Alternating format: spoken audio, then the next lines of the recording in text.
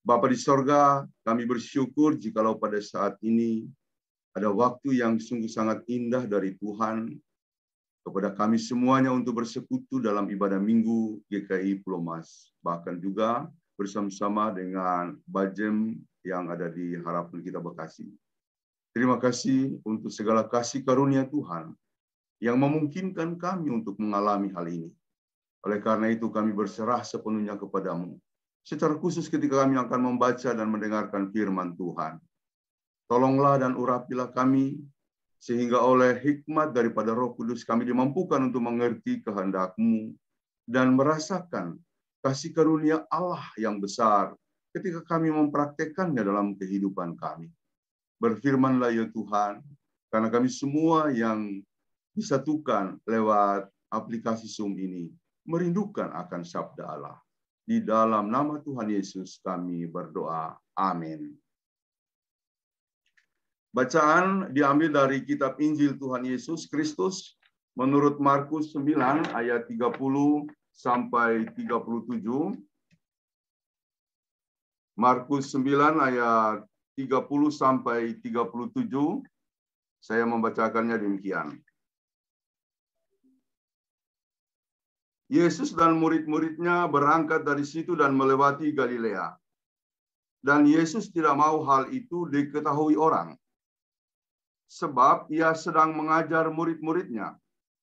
Ia berkata kepada mereka, Anak Manusia akan diserahkan ke dalam tangan manusia, dan mereka akan membunuh dia. Dan 3 hari sesudah ia dibunuh, ia akan bangkit. Mereka tidak mengerti perkataan itu, namun segan menanyakannya kepadanya. Kemudian tibalah Yesus dan murid-muridnya di Kapernaum. Ketika Yesus sudah di rumah, ia bertanya kepada murid-muridnya, "Apa yang kamu perbincangkan tadi di tengah jalan?" Tetapi mereka diam, sebab di tengah jalan tadi mereka mempertengkarkan siapa yang terbesar di antara mereka. Lalu Yesus duduk dan memanggil ke-12 murid itu. Katanya kepada mereka, "Jika seseorang ingin menjadi yang terdahulu, hendaklah ia menjadi yang terakhir dari semuanya dan pelayan dari semuanya." Maka Yesus mengambil seorang anak kecil dan menempatkannya di tengah-tengah mereka. Kemudian ia memeluk anak itu dan berkata kepada mereka, "Barang siapa menyambut seorang anak seperti ini dalam namaku, ia menyambut aku. Dan barang siapa menyambut aku, bukan aku yang disambutnya, tetapi dia yang mengutus aku." Demikianlah Injil Tuhan Yesus Kristus. Berbahagialah mereka yang mendengar firman Allah dan yang memeliharanya. Haleluya.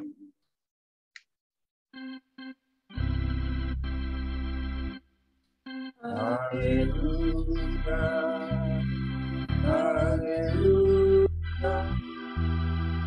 haleluya.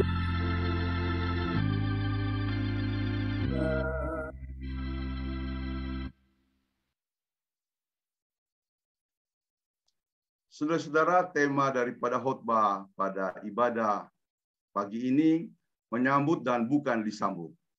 Apa yang baru saja kita baca adalah suatu perikop yang berisi mengenai keajaiban kasih. Keajaiban kasih dari Allah yang dinyatakan di dalam anaknya Tuhan kita Yesus Kristus. Sebelum kita menjelaskan, sebelum saya menjelaskan dan kita mendengarkan hal ini lebih jauh, saya ingin sedikit kita merenungkan bagian awal.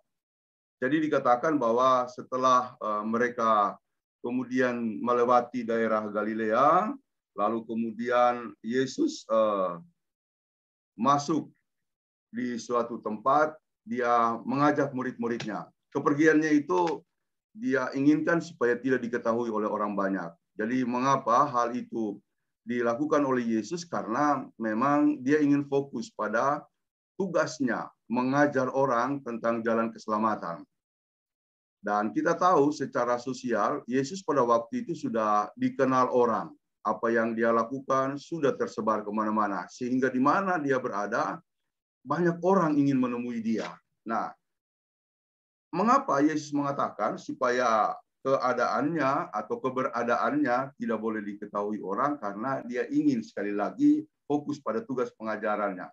Ada banyak kisah dalam Alkitab yang menjelaskan orang datang kepada Yesus hanya untuk melihat mujizat, bukan benar-benar mau mendengarkan dia. Lalu dia dalam pengajaran bagian awal tadi mengatakan bahwa anak manusia akan diserahkan kepada manusia, dia akan dibunuh oleh manusia, lalu pada hari yang ketiga dia bangkit.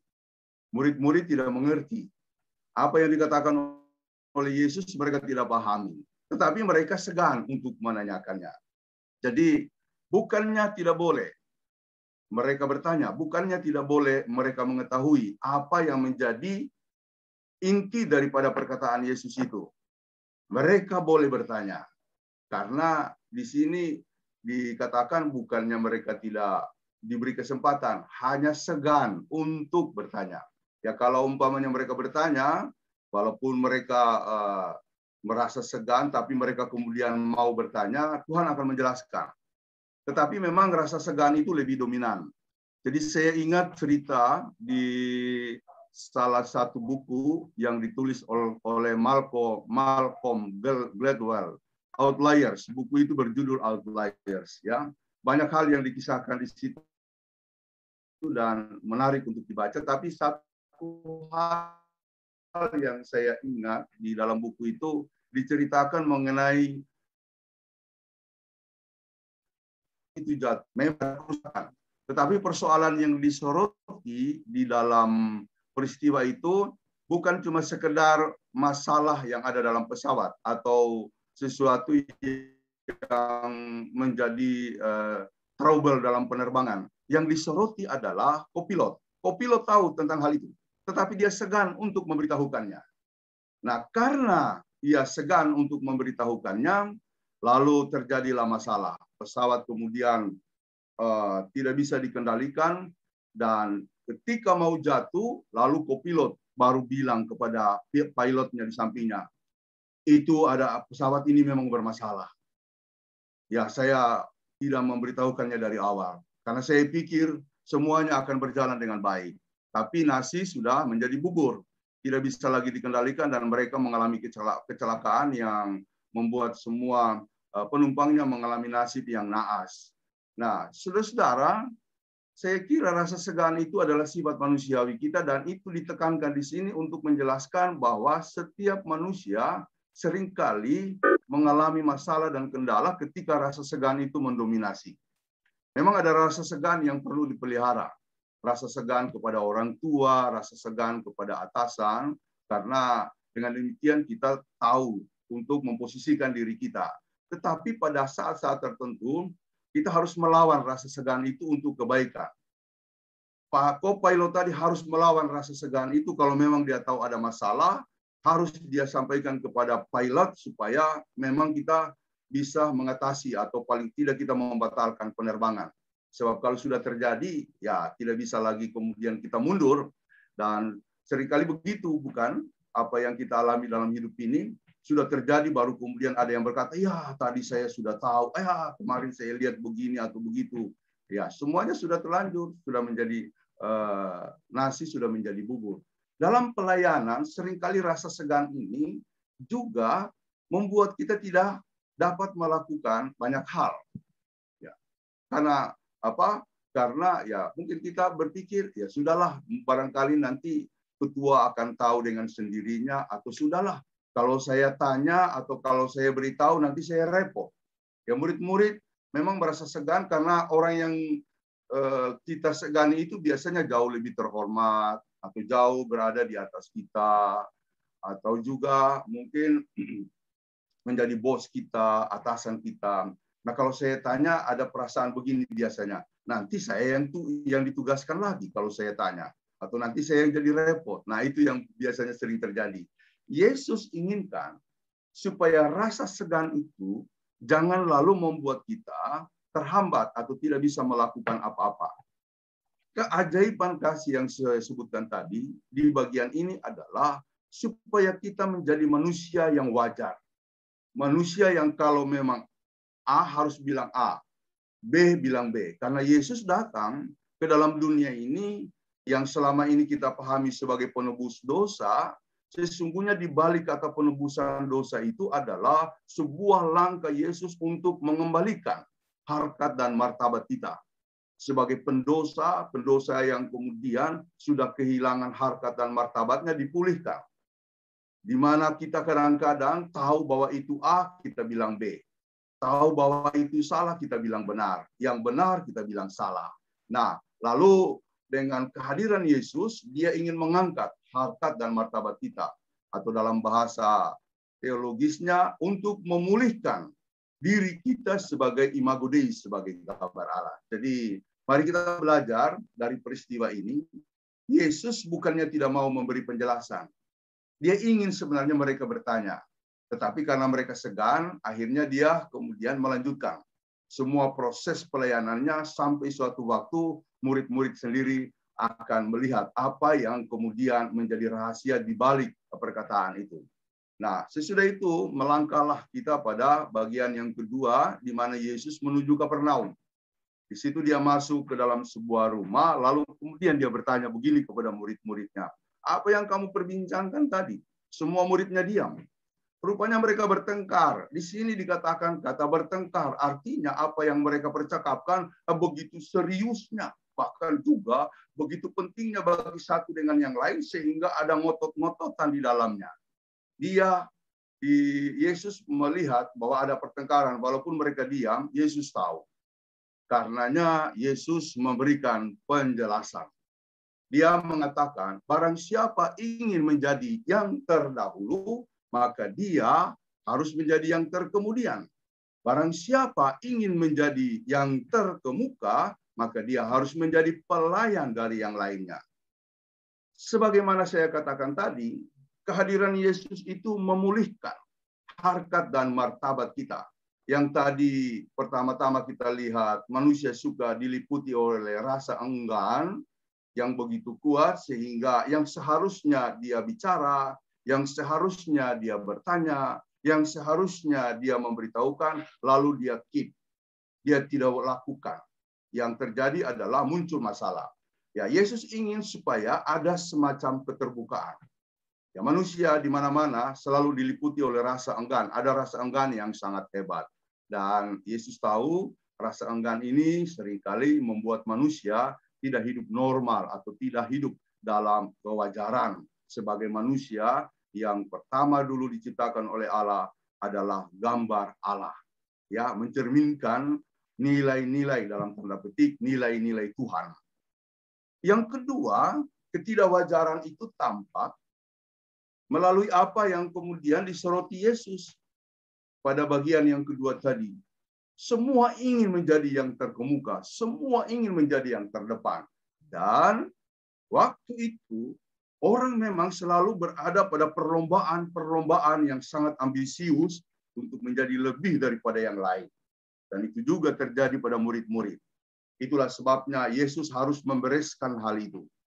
Yesus mengajari mereka bahwa barang siapa ingin menjadi terkemuka, dia harus menjadi yang terkemudian. Barang siapa ingin menjadi yang terdahulu, dia harus menjadi pelayan dari yang lainnya.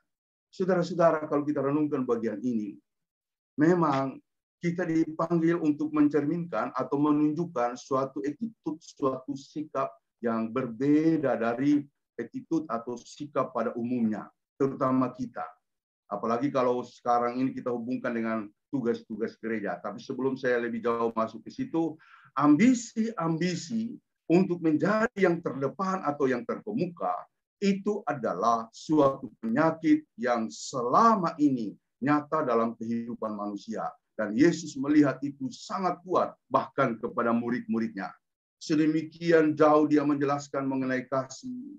Ya, kalau kita membaca mengenai khotbah di bukit, yang ada di Matius 5-7, demikian gamblang Yesus menjelaskan nilai-nilai yang harus mereka jabarkan, ternyata juga belum mempan, belum masuk dalam kehidupan mereka. Tetap saja ambisi untuk menjadi yang terkemuka ada atau merasuki murid-muridnya.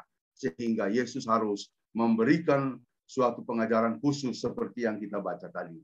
Bapak Ibu saudara jemaat yang dikasihi Tuhan, dari apa yang disampaikan oleh Yesus ini, saya mencatat satu, bahwa kita harus menunjukkan kepada dunia kebesaran kasih Allah. Dan kebesaran kasih Allah ini akan membingkai suatu hidup berjemaat yang kemudian akan disebut sebagai keajaiban kasih. Jadi, misalnya begini Bapak Ibu Saudara, saya mengatakan ya, kalau orang lain misalnya mudah marah, hanya karena persoalan kecil, orang Kristen jangan. Kalau orang lain misalnya mengatakan, saya tidak bisa melayani, karena saya tidak suka Pak Timo, saya tidak suka Pak Ian, saya tidak suka yang lain-lain, maka kita jangan. Suka tidak suka saya datang ke gereja atau saya melayani, bukan karena Pak Timo, bukan karena Pak Ian, atau bukan karena Mas Tio sebagai pendeta kita, bukan. Tapi karena Tuhan, karena Yesus. Ya, karena Tuhan, karena Yesus, saya tetap datang untuk melayani, atau saya tetap ikut live streaming, saya ikut Zoom, saya ikut ibadah, bukan karena manusia, tetapi karena Tuhan. Itu akan menjadi sebuah pengalaman yang kemudian akan dilihat orang, oh luar biasa, itulah keajaiban, keajaiban kasih. Nah, karenanya ketika orang-orang di luar sana berlomba-lomba untuk mencapai suatu posisi tertinggi, Yesus mengajarkan, itu akan kamu dapat, tapi bukan dengan cara dunia. Kalau di dunia orang ingin terkemuka karena mereka dihormati yang paling besar atau yang paling tinggi, justru di gereja, di hadapan Tuhan, yang terkemuka dan yang terbesar itu ialah kalau kamu menjadi yang terkemudian. Misalnya dalam melayani, ya, dalam melayani datang ke gereja kalau dalam kondisi normal. Ya kita tidak usah tunggu yang lain. Kalau ada yang situ tercecer, ada sampah di situ, tidak usah lalu teriak, ini kenapa begini atau kenapa, siapa yang membuang? Mari kita angkat sendiri. Mari kita buang. Mari kita rapikan. Ya mungkin sebelum poster datang, barangkali poster ada tugas yang lain, atau barangkali juga ada urusan keluarganya, anaknya sakit. Ya tidak usah kita berteriak. Ini siapa? Mana poster? Mari kita lakukan. Siapa yang menjadi terkemudian atau merendahkan diri, lalu dia akan menjadi yang terkemuka di hadapan Allah. Apalagi kalimat berikut, siapa yang ingin menjadi terkemuka, dia harus menjadi pelayan dari yang lainnya.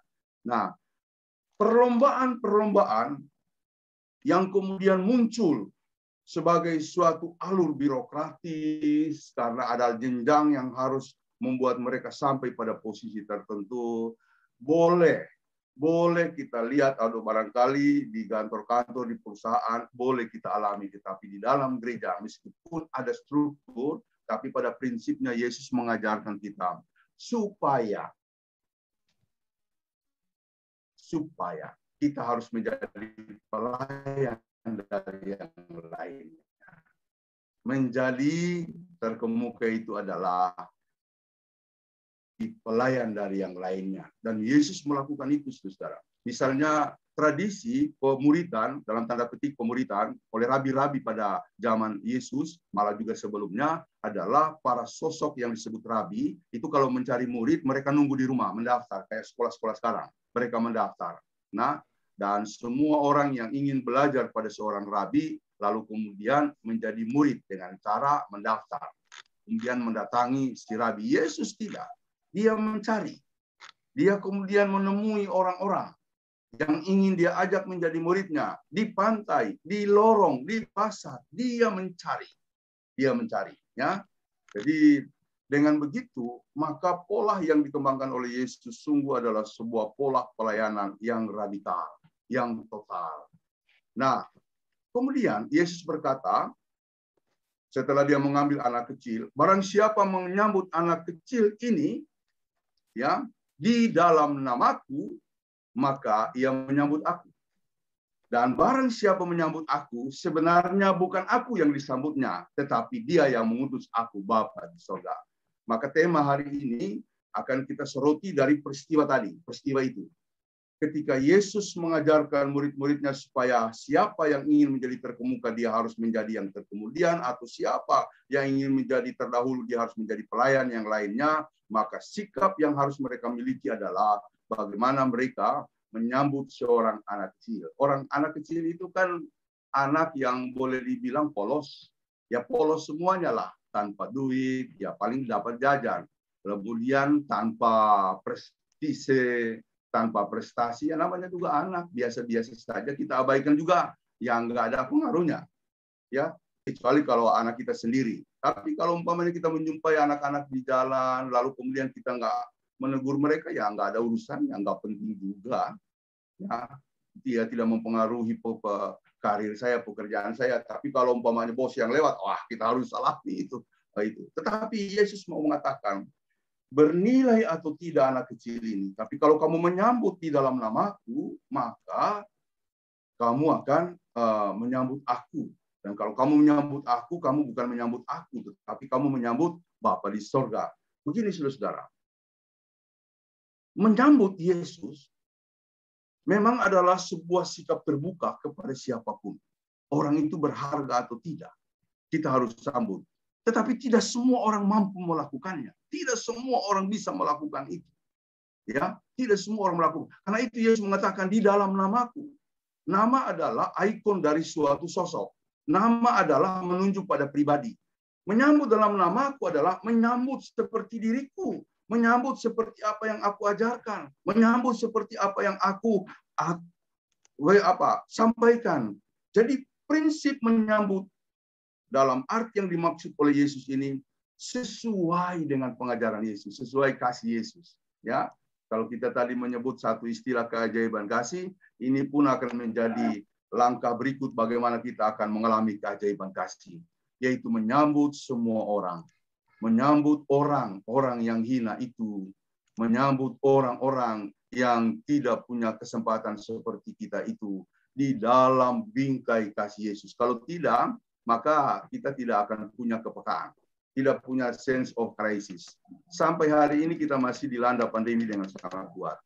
Ya puji Tuhan sudah mulai melandai. Kita doakan supaya waktunya nanti benar-benar bisa kita atasi. Nah, ketika pandemi masih ada, banyak orang yang menjerit, Bapak Ibu. Dan banyak gereja yang saya lihat peduli, sangat peduli, termasuk DKI sangat peduli. Tetapi juga ada gereja yang tidak mau tahu, yang tidak punya program untuk berbagi kasih, tidak punya program untuk peduli. Ya karena apa? Karena keajaiban kasih itu dia tidak punya. Dan mereka memandang orang-orang itu bukan dalam nama Yesus, bukan dalam titik pandang Yesus, bukan dalam bingkai Yesus. Kita memandang mereka itu dengan bingkai birokrasi atau dalam bingkai kemanusiaan kita yang umum begitu. Sehingga ya sudahlah, pasti mereka bisa lah. Mana mungkin mereka nggak bisa berjuang. Memang susah sih hidup, saya juga susah Pak. Ya, langsung membandingkan. Saya juga susah, saya juga nggak bisa makan.